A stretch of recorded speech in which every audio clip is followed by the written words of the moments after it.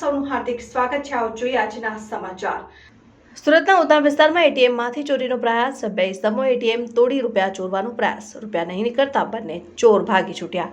Bank દ્વારા પોલીસને જાણ કરતા ઉધના પોલીસ ઘટના સ્થળે પહોંચી પોલીસે બંનેને સીસીટીવીના આધારે બિસ્તાન આવાસમાંથી ઝડપી લીધા। Reporter Rajubhai Sukhadia, news 7 India. વિસ્તારમાં શોપિંગ સેન્ટરમાં એક એક્સિસ એનું એટીએમ આવેલું હતું। આ એટીએમ સેન્ટર ખાતે રાતના સમયે બે વ્યક્તિઓએ તેને તોડી અને તેમાંથી ચોરી કરવાનો પ્રયાસ કર્યો હતો।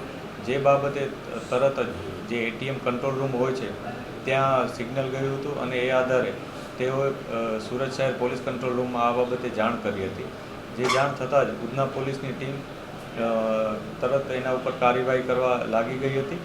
જેમાં સ્થળ ઉપર વિઝિટ કરતા જે એટીએમ મશીન જે હતું સેન્ટર ત્યાં જે મશીન હતું એ તૂટેલી હાલતમાં હતું અને ત્યાંથી બે વ્યક્તિઓ ત્યાંથી નીકળી ગયા હતા એ પ્રકારની માહિતી પોલીસને મળી હતી।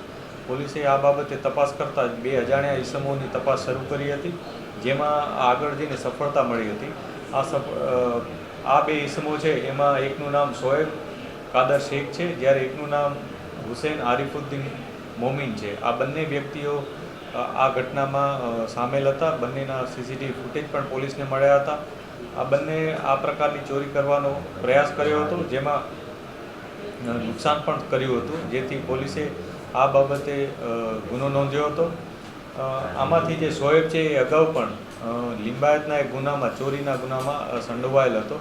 પોલીસે આ બંને વ્યક્તિઓ પાસેથી 40,000નો મુદ્દામાલ જમા લીધો છે, જેમાં એક સ્ક્રૂડ્રાઈવર અને લોખંડની છીણી પણ છે અને એક મોટરસાઇકલ કે જે તેઓ ગુનાના કામે વાપરેલું હતું।